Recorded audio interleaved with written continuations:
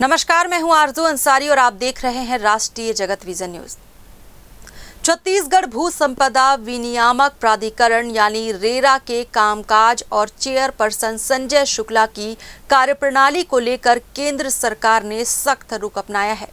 भारत सरकार के आवास एवं शहरी मामलों के मंत्रालय ने रेरा अध्यक्ष के खिलाफ मिली गंभीर शिकायत पर संज्ञान लेते हुए राज्य सरकार को पत्र लिखा है और मामले की जांच कर उचित कार्रवाई करने के निर्देश दिए हैं। इसके साथ ही रेरा अध्यक्ष और रिटायर्ड आईएफएस अफसर संजय शुक्ला पर 300 करोड़ रुपए की काली कमाई करने का आरोप लगाते हुए प्रधानमंत्री कार्यालय में भी एक बड़ी शिकायत दर्ज कराई गई है। शिकायतकर्ता ने पूरे मामले की जांच सीबीआई से कराने की मांग की है। केंद्रीय मंत्रालय के हाउसिंग डिवीजन के अंदर सेक्रेटरी अरविंद जोसेफ सोरेंग के हस्ताक्षर से 27 मार्च 2026 को एक महत्वपूर्ण पत्र जारी किया गया है। ये पत्र नवा रायपुर स्थित छत्तीसगढ़ शासन के आवास एवं शहरी प्रशासन और विकास विभाग के सचिव को भेजा गया है। पत्र में शिकायतकर्ता नरेश चंद्र गुप्ता द्वारा 25 अक्टूबर 2025 को भेजे गए मूल पत्र का हवाला दिया गया है। मंत्रालय ने स्पष्ट किया है कि भूमि एवं कॉलोनाइजेशन राज्य सरकार के अधिकार क्षेत्र का विषय है, इसलिए राज्य का आवास एवं पर्यावरण विभाग इस मामले की विस्तृत जांच कर आवश्यक कदम उठाए। केंद्र ने यह भी निर्देश दिया है कि जांच के बाद शिकायतकर्ता को भी कार्रवाई का उचित जवाब दिया जाए। अब रेरा चेयरपर्सन संजय शुक्ला की अथाह संपत्ति की शिकायत सीधे प्रधानमंत्री कार्यालय पहुंच गई है।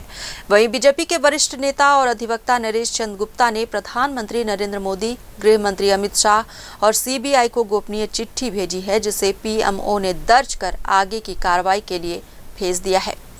शिकायत में आरोप है कि संजय शुक्ला ने अपने पद का गलत इस्तेमाल कर भ्रष्टाचार का बड़ा साम्राज्य खड़ा किया है। ये भी बताया गया है कि संजय शुक्ला का नाम पहले से ही रावतपुरा मेडिकल यूनिवर्सिटी की मान्यता से जुड़े घोटाले में सीबीआई के आरोपियों की सूची में शामिल है। इसके बावजूद सरकार ने उन्हें रेरा अध्यक्ष जैसी महत्वपूर्ण कुर्सी पर बिठाए रखा। शिकायतकर्ता ने संजय शुक्ला की 10 से ज्यादा बेशकीमती संपत्तियों की विस्तृत सूची सौंपी है। इनमें वीआईपी रोड पर 11 एकड़ में बना लग्जरी वेडिंग लॉन और होटल नुमा परिसर, एयरपोर्ट रोड पर 4 एकड़ की कीमती जमीन, सिरपुर रोड पर करीब 120 एकड़ का विशाल फार्म हाउस और नया रायपुर में 15 एकड़ जमीन शामिल है।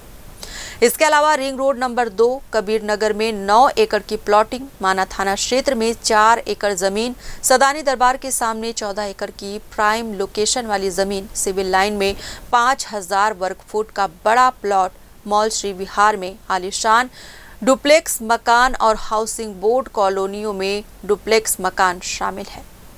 इस पूरे मामले में तत्कालीन मुख्य सचिव की भूमिका पर भी गंभीर सवाल उठाए गए हैं। आरोप है कि संजय शुक्ला मूलतः भारतीय वन सेवा के अफसर थे, लेकिन उन्हें जानबूझकर ऐसे पद दिए गए जो आमतौर पर आईएएस अफसरों के लिए तय होते हैं।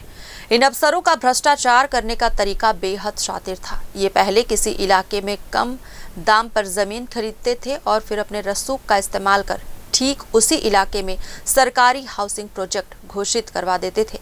इससे उनकी जमीनों के रेट रातों रात आसमान छूने लगते थे। हाउसिंग बोर्ड में तैनाती के दौरान भी भारी वित्तीय अनियमितताएं की गई। भिलाई के मशहूर तालपुरी प्रोजेक्ट में ठेकेदार को नियमों को ताक पर रखकर लगभग 70 करोड़ रुपए का अतिरिक्त भुगतान किया गया।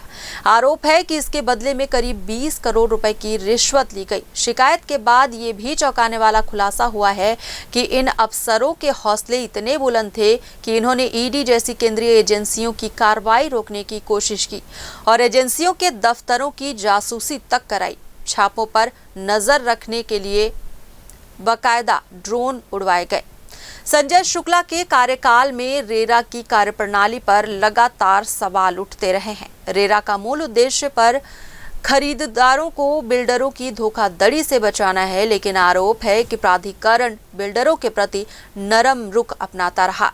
कई मामलों में बिल्डरों पर भारी जुर्माना लगाने के बजाय उन्हें मोहलत दी गई। रेरा द्वारा बिल्डरों के खिलाफ रिफंड के आदेश पारित तो कर दिए जाते हैं, लेकिन जब बिल्डर पैसे नहीं लौटाता तो संपत्ति कुर्क करने या रिकवरी सर्टिफिकेट जारी करने में भारी लेट लतीफी की जाती है। बिना रेरा रजिस्ट्रेशन के अवैध प्लॉटिंग पर प्रबंधन की चुप्पी और अपीलीय ट्रिब्यूनल के आदेशों की अवहेलना के मामले भी आम रहे हैं। शिकायतकर्ता नरेश गुप्ता ने कहा कि राज्य के एंटी करप्शन ब्यूरो और ईओडब्ल्यू इस मामले में पूरी तरह नाकाम रही है। कई शिकायतें आने के बाद भी रसूख के चलते उन्हें दबा दिया गया। अफसरों का प्रभाव इतना ज्यादा है कि बिना स्वतंत्र एजेंसी के सच सामने नहीं आ सकता, इसलिए पूरे मामले की जांच सीबीआई को सौंपने की मांग की गई है।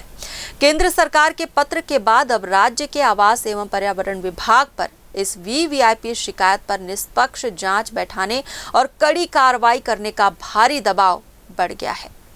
फिलहाल इस खबर में बस इतना ही। देश प्रदेश की खबरों से अपडेटेड रहने के लिए हमारे चैनल को सब्सक्राइब करें और नई खबरों के नोटिफिकेशन के लिए बेल आइकॉन जरूर दबाएं। नमस्कार।